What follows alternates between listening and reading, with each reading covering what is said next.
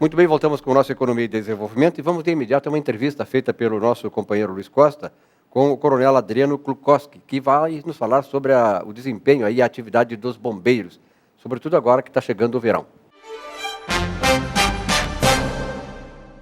Bom, Silvio, estamos hoje aqui no nosso Estúdio 2, recebendo o Tenente Coronel Krukowski, Adriano Krukowski, seja bem-vindo. Obrigado.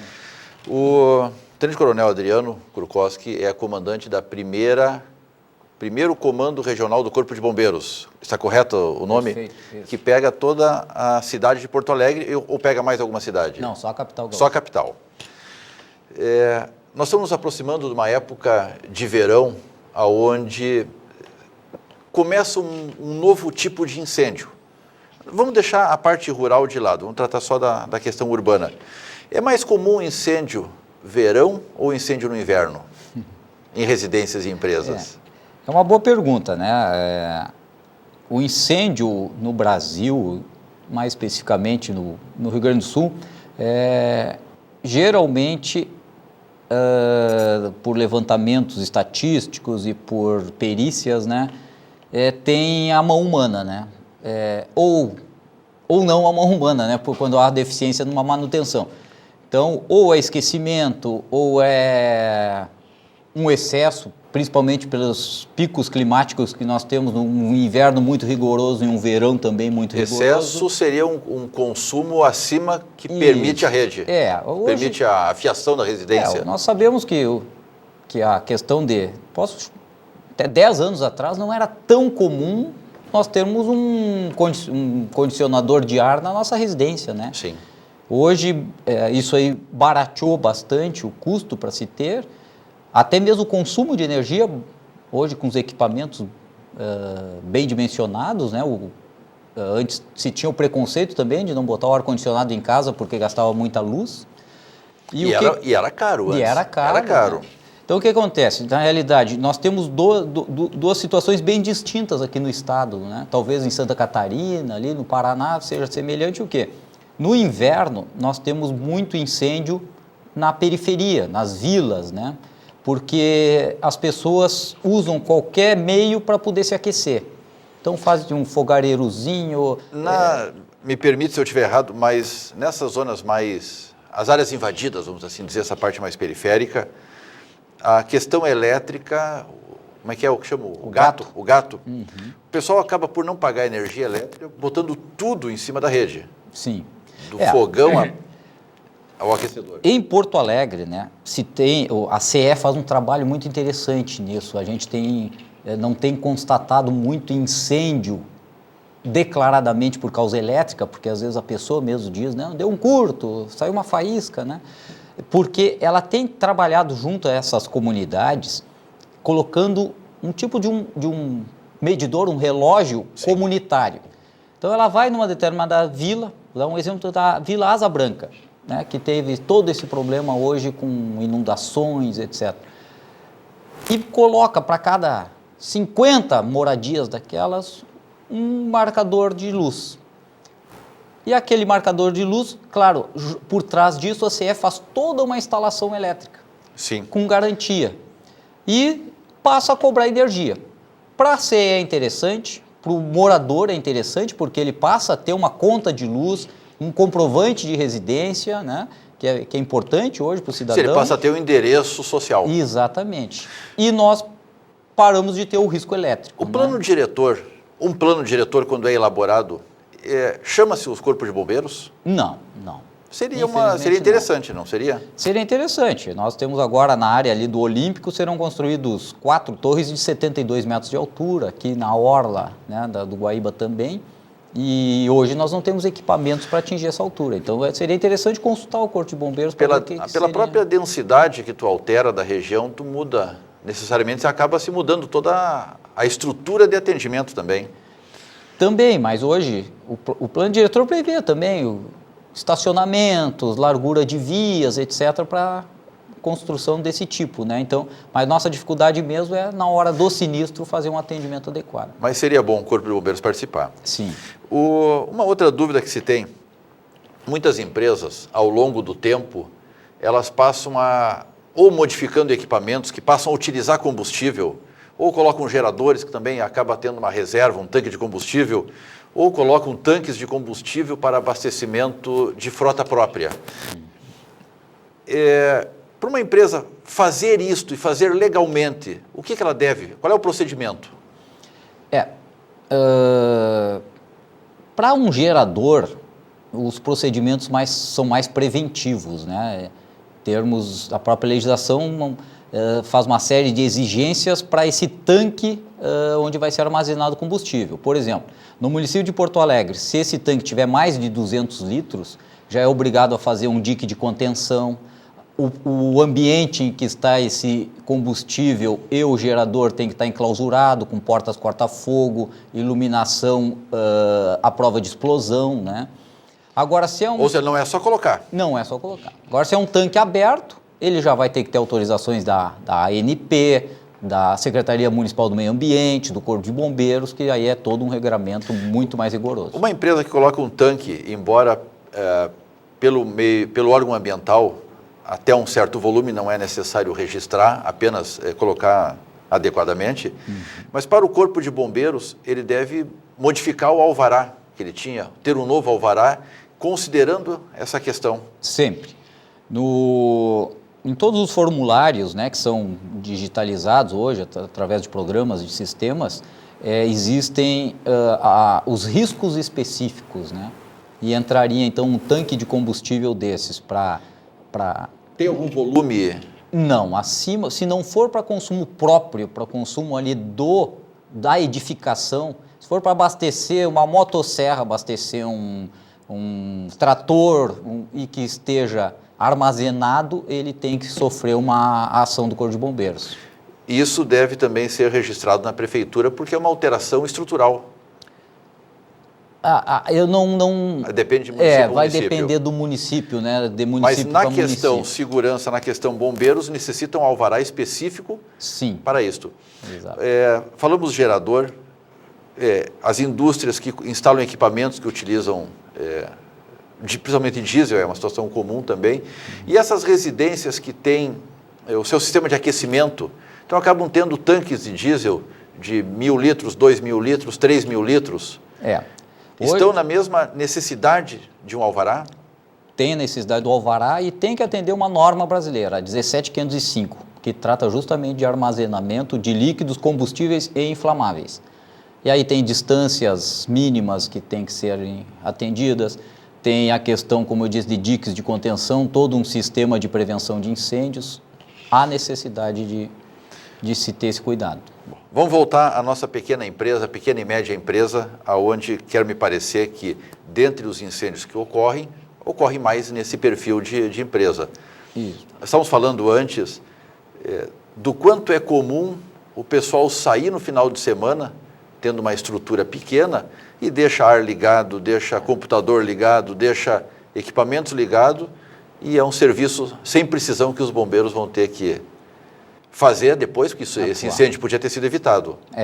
Isso é fato? Nós falávamos que no inverno, então, são nessas moradias da periferia, ou nem tão periferia, nós temos, né, comunidades no interior, aqui próximo ao centro da cidade, e geralmente no verão nós encontramos aí os incêndios justamente com essas características.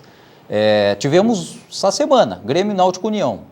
A perícia está lá fazendo o seu levantamento, mas tudo indica que um ventilador de teto esquecido ligado, provavelmente, gerou um incêndio. Esses equipamentos, falasse um ventilador de teto, a gente acaba colocando uma vez e nunca mais mexe. Vamos encaminhar para o nosso encerramento, mas não só esse, mas os equipamentos elétricos que estão dentro de uma residência. Depois de comprado, nunca mais se faz nada. Qual é a dica aí? Não só os equipamentos, como a rede elétrica também, né? Também. Às vezes começa a cair o disjuntor, a pessoa quer um disjuntor de 15 amperes, ele vai lá, bota um de 20, para de cair, mas daí queima a casa e o disjuntor continua lá funcionando, né? Ou não funcionou, né? Mas esses equipamentos que geram atrito, que geram calor, ou não, como os ventiladores, eles são bobinados, né? Eles são... e essa bobina, geralmente, para que esse circulador de ar funcione, tem algum tipo de óleo ou algum tipo de graxa. Isso aí vai dando desgaste com o tempo. Se a pessoa coloca um óleo ou graxa indevido, a próprio óleo e graxa acaba pegando fogo. Sim. Se não coloca, o próprio atrito faz o aquecimento e provoca o fogo. Então, até é bom alertar, nós temos muitos incêndios provocados por circuladores de ar no verão. Como as pessoas, a gente sabe que não botam óleo, então é por atrito. Provavelmente por atrito, aquecimento. Claro, se eu estiver no ambiente ali, perceber, tudo bem, mas às vezes a pessoa dorme com o ventilador ligado, ou sai da sua residência com o ventilador ligado, como acontece com o ferro, com a panela Sim. no fogo, etc. Coronel, E gera os incêndios. encaminhando ao nosso encerramento, que o tempo não Passa parece mais rápido. voa, né? É. Muitas pessoas são sabedoras de situações de risco. Elas podem denunciar. Qual é o caminho? Hoje existem inúmeras maneiras de fazer denúncias, né? Mas especificamente o Corpo de Bombeiros. Tem dois e-mails, né? Pode ligar diretamente para o 193, também serão atendidos. Mas às vezes não quer se identificar ou coisa parecida, o Disque Denúncia é 181, né? 181. E se não, existem em Porto Alegre, CRB1, que é o Comando Regional de Bombeiros 1, denúncia, @brigadamilitar.rs.gov.br.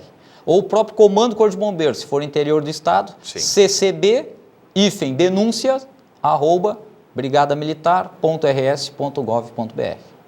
Acho que dessa forma conseguimos esclarecer o nosso telespectador e com isso ganha a sociedade. Uma boa noite a todos. Obrigado, Coronel. Obrigado. Prazer. Almoço de confraternização da Celulose Rio Grandense com os jornalistas do Rio Grande do Sul. Dr. Walter Lídio Nunes, qual é a novidade principal da celulose, se é que tem agora, afora os investimentos que estão sendo feitos? Não, em princípio, a grande novidade é que as coisas estão todos nos seus lugares, né? O projeto está andando conforme o previsto. É um projeto grande, portanto é um projeto difícil de implementação, mas o cronograma está sendo rigorosamente atingido. A preocupação com formação de mão de obra também está andando e a integração dos fornecedores gaúchos também era outro tema da nossa prioridade e nós estamos conseguindo suceder isso. Então, no primeiro momento, são pontos bastante difíceis de avançar, mas efetivamente temos conseguido esses resultados. Quer dizer, o cronograma de obras está em dia e a previsão de finalização do investimento também.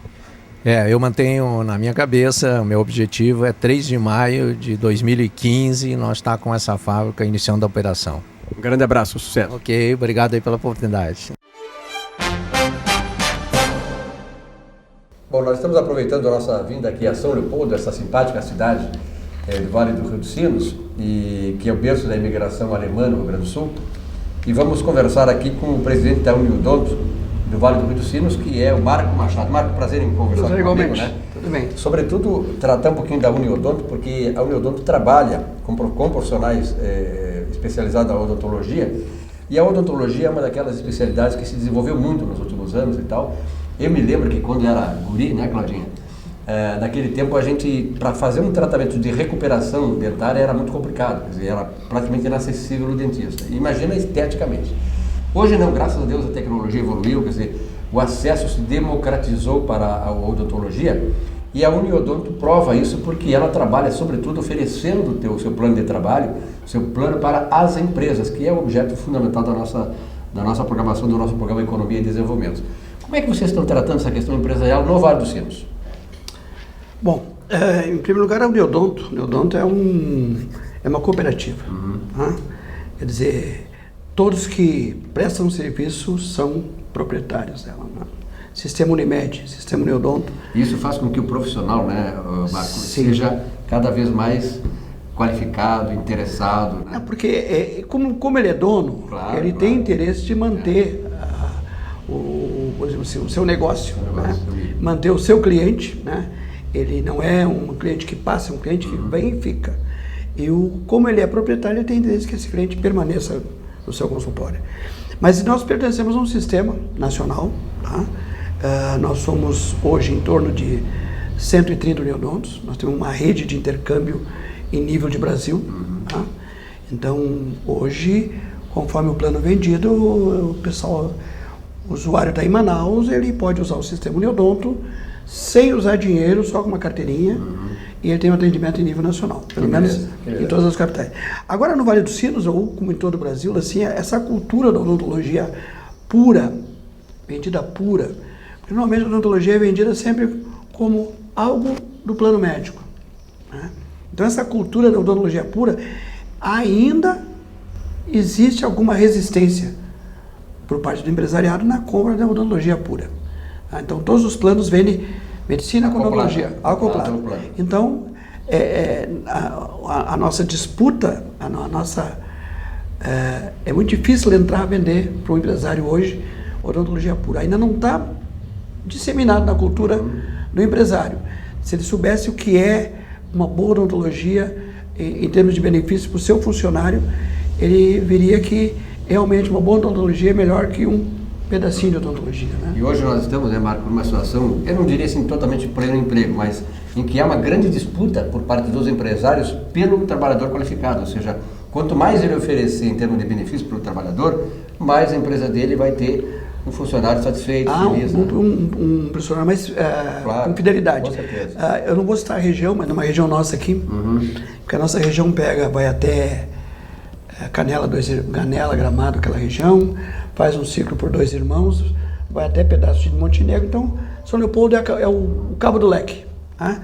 Mas estamos numa região calçadista aí, e que uma funcionária de RH disse assim: se a empresa tal fizer aqui na cidade, todo mundo faz. Por quê? A mão de obra nessa região ela é disputada. Então, aquela empresa que oferece mais benefícios, ele muda, ele oscila, ele vai onde tem mais. E às vezes, eu não sei se acontece muito frequentemente, mas às vezes até um plano de saúde, um plano odontológico, é o diferencial que vai definir onde o cara vai trabalhar. Ah, com certeza. Não é verdade? Com certeza. Tá? Então a gente nota assim que nós estamos aqui numa região muito... se tem um universo grande de possibilidades, também é uma região que muita gente também mira os seus olhos aqui, né? Quer dizer, então não estamos sozinhos. Então tem muita gente vendendo a mesma coisa, ou similar, um pouco melhor, um pouco... E o grande diferencial da Uniodonto? É a rede. Tá? É odontologia vendida e feita por seus profissionais. Tá? Não é uma odontologia contratada. É uma odontologia praticada pelos seus donos. Tá? É uma cooperativa. Então, nós vendemos aquilo que nós entendemos. Tá? Não é que nem empresas, nada contra, mas empresas de saúde ou próprias cooperativas médicas que vendem um produto que não é o produto deles de excelência. Nós não. Nós vendemos odontologia, nós vendemos aquilo que nós sabemos fazer. Tá? Então, a Uniodonto vende aquilo que ela sabe, que é odontologia. E ninguém vende nem faz melhor odontologia que o próprio dentista. E mesmo essa questão da rede é interessante, né? Porque de repente, se eu sou da Uniodonto aqui, eu tenho uma empresa que me oferece esse plano, de repente vou nas férias, vou lá para o Amazonas, vou para o raio que eu parta lá, e dá um problema dentário. Eu posso resolver lá com a minha carteirinha, lá mesmo, eu não preciso esperar o fim da viagem, passar doir, quer dizer, ficar dolorosamente esperando o fim da minha viagem para voltar aqui para resolver o problema aqui. Tu resolve lá mesmo. Resolve lá mesmo. Inclusive o sistema, quando eu falo Uniodonto Vale dos Sinos, isso serve para a Uniodonto Porto Alegre, para todo o sistema Uniodonto, porque é padronizado. Tá? Então, assim, não é uma particularidade da Uniodonto Vale dos Sinos. Isso é algo do sistema Uniodonto. Tá? Então, quando eu falo que nós temos rede, não é o Uniodonto Vale dos Sinos, é o sistema Uniodonto que é integrado. Então, nós atendemos aqui por proximidade, porque Sapucaia já é Uniodonto Porto Alegre.